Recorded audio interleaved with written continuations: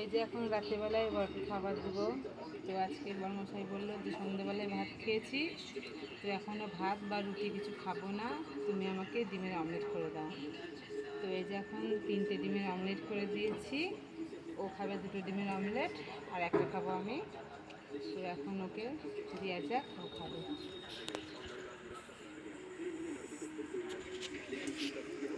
তো এই যে ডিমের অমলেট, এটা হবে বড়মশাইয়ের ডিনার।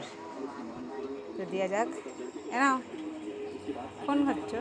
হ্যাঁ না, রুটি কিন্তু একটা নিতে পারতে, একটা নাও নাই, শুধু ডিম খাবা? ঠিক আছে, খাও তাহলে।